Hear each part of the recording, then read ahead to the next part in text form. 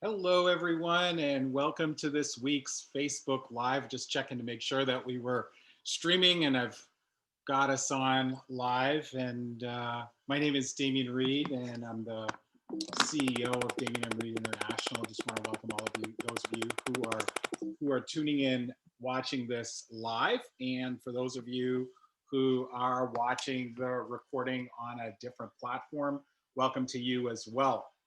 Happy holidays to all of those of you out there watching this during the holiday season, whether you celebrate Christmas, Hanukkah, Kwanzaa, or whatever else it is that you celebrate for yourself. Today, we are going to be talking about habit number 11 from my Amazon International #1 best-selling book called Cure Entrepreneurialitis: 52 Habits to Earn the Freedom You Deserve.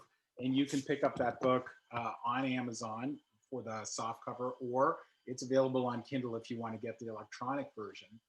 And I want to start by actually just reading the quote that this particular habit starts with, and it's by Steve Jobs.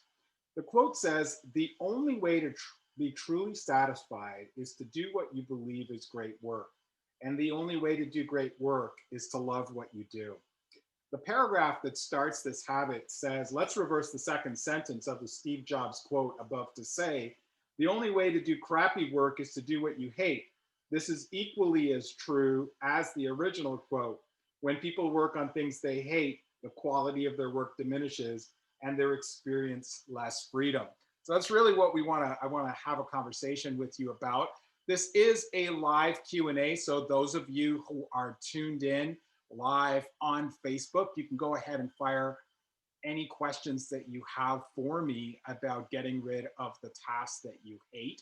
And I'm going to be speaking specifically to those of you who I work with primarily, which are female entrepreneurs. So welcome, ladies. And especially for you, anything that you've got questions about, please reach out and ask. A couple of things that I want to just touch on, and then I'm going to go to questions. Some of them were submitted earlier on from previous feeds.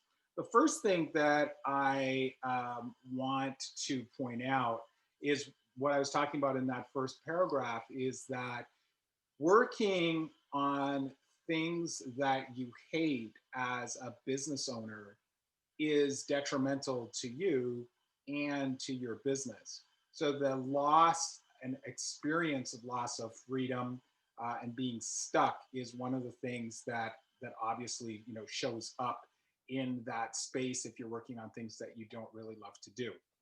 The second thing that I want to point out is that cost is across the board on a number of different topics. So there is certainly a time cost for you when you're working on things that you don't love to do. Often when women are working in their business on tasks they don't like to do or hate doing, it takes more time to get those tasks accomplished because you're resisting getting them complete. It costs in terms of the quality of your work. If you're working on something that is not something that you love to do, it often impacts the level of quality. So the work that you're putting out there is impacted. There's a cost to your experience of joy. And as I said a little earlier, there's a cost to your experience of freedom. The third thing I want to just mention briefly is often people are ask me, well, where do I get started with this? I've got a number of tasks that I hate doing. Where do I get started with getting rid of them? Very, very simple. Just make a list of the things that you dislike doing or hate doing, and that's the first place to start.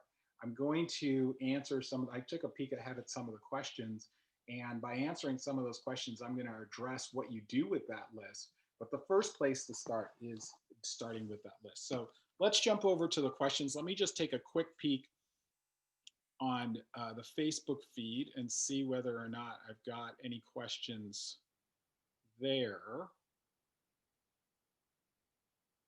I don't see anything on the Facebook feed. So if you guys are watching the Facebook feed live, just go ahead and pop in any questions that you have. But as I said, I do have a couple. So the first question is actually from Will, and he says, my question for your life is about the things I hate, but are very much my tasks. It's all the organization, coordinating, planning, and scheduling that needs to be done. I have someone that makes the actual Facebook events and web pages, but it's all the work and the multitasking, coordinating stuff that leads up to it that exhausts me. All right, so there's so much in this question that I want to point to. The first thing is that, yeah, so multitasking will exhaust you. I talked about that on the last live. So if you want to go back, multitasking is not a thing. It doesn't actually exist, and it depletes your brain chemicals when you your neurochemicals when you're trying to do that. So stop trying to multitask. That's the first thing, but that's a previous habit. And I love that you say these are my tasks. What makes them your tasks? The only thing that makes them your tasks is that you decided that they were your tasks. When I hear someone talking about organization, coordinating, planning, and scheduling, unless that's in your zone of genius, unless you're someone who naturally loves to do organization, planning, scheduling, coordinating, those are all tasks that should be immediately farmed out, delegated off to your assistant. So go get an assistant, get a part time assistant, and have them work on all of that so that you can be working on the things that are inside of your zone of genius and you can get lit up by all the things that you're working on as opposed to being depleted and exhausted. Second question comes from Caroline. Actually, Caroline sent two questions. The second one, the first one that she sent is how to minimize the learning curve when delegating tasks to someone, ensuring they're done at my standards. Oh, yeah, absolutely. Because I'm one of those people. I'm a perfectionist and I have to deal with my brain repeating the same thing over and over to me. It will take me longer to train someone to do this than if I do it myself. Does that sound familiar to anybody? All right. That's just the kiss of death. That's just your brain doing its thing. It's not actually accurate. So, how you make sure you can pass the task over to someone and do it at your standards is really simple. You do a screen record. So, the next time you're going to do that task, you turn on your screen recording. If you want to use Zoom, you can use that. I like using Loom, Loom, as a screen recording tool.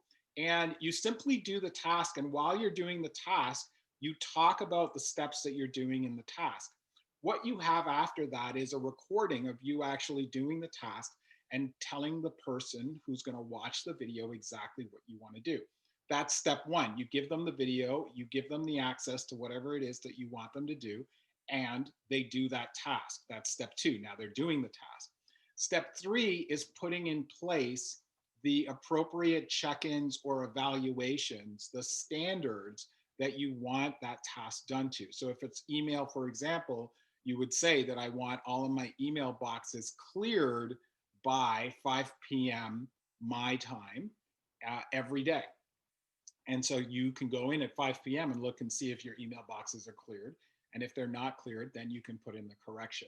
So those are three steps. Record the instructions, have the person do the task, and then put in the standards at which you're going to operate, which you want them to operate to.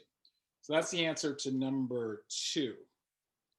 Caroline sent another question. Here's number three. What are resources for finding the support we need people to delegate to? Okay, so this is as widely varied as anything out there. So the first place I will suggest is you will find assistance in your networking groups. So if you belong to any networking groups, if you've been networking virtually, you will find assistance there. That's one place. Another place that you can go to is to go to online gig websites. So sites like Upwork, Freelancer, Fiverr. There's one in the UK that I can't remember. There are also local task tools for local tools, things like TaskRabbit and Ask for Task. There are no shortage of tools for you to be able to go both in the online platform space and the app space. And then if it's something in your local area, you could go to things like Kijiji or Craigslist and list jobs if those are things that you need done live. Okay, so all of those are different resources for you to be able to tap into. And then the one thing that I was forgetting about is sometimes you can actually go to an agency. If you're talking about doing online digital work, for example, sometimes you could go to an agency and they will have a group of people that are available to you. So they might be a virtual assistant agency, and that agency may have people that could work on websites, could work on copy, could work on SEO, could work on clearing your emails, managing your calendar, that type of thing. Okay, so those are all different places. All right, last question that I got submitted in advance, and then I'm going to jump back to the Facebook Live. And if you've got any questions, go ahead and plug those in. All right, so Carla sent a question, and Carla's question is, how do we know what to ask when hiring people to delegate to? It's a great question because most people are not necessarily experts in hiring. So if you're going to use an online platform, Upwork as an example, Upwork has a very structured process for you to be able to post what you want uh, from the people who are submitting their applications for your job. If you're going to be doing it open-ended, like let's say you posted a job at Kijiji, then I suggest that you just Google search questions to ask when hiring an assistant, questions to ask when hiring a plumber, questions to ask when hiring whatever. And you will get a good start of questions. You might go to uh, a number of different things that show up and combine the questions for yourself. When I'm working within my companies and we have to select a new person, we use a scoring grid. So we identify the skills that we want for the particular person, and then we rank those skills on how important they are and give it a score. And then we score the person on how well they do and then multiply it by the rank. So it gives us a numerical assessment of candidates of different strengths based on what our what is important to us in terms of hiring that position. If that was absolutely confusing, just message me and I'll work with you directly on that. I know when it came out, it didn't sound quite clear, but it's clear for me and it works really well when you're assessing multiple people. Let me take a quick look back to check and see if I've got any questions. I do. Oh, I got a comment from Kim. Hey, Kim. Kim says super smart. And I don't know what she was saying super smart to, but thank you so much. This Kim is one of my favorite people who's actually living in Scotland right now, and I'm going to have to figure out how to go visit you in the new year. All right, so that's all I've got for questions. I'm going to leave you. What am I going to leave you with? I'm going to leave you with a couple of tips from the book. So let's see. So this habit has, what I'm going to do, tips 2, 4, and 5. So tip number 2 is locate people in your network who love doing these tasks. There's always people who love doing things you hate. So find those people and get them to do the things that you hate, right? So you can go to the sites, like I said, or find people in your network. Tip number 4 is listen to your feelings about something and your gut. Trust yourself. So when you feel like you don't like something, don't stick it out. Just get that off your plate and give it to someone else. And the last tip is keep looking on a monthly basis to see if there are any new tasks you need to add to your list to outsource. Again, have this be a monthly practice so that you do it over and over again so that you're constantly staying inside of your zone of genius. All right, that's it for me. I am taking next week off for holidays, so we won't have a weekly live Q&A.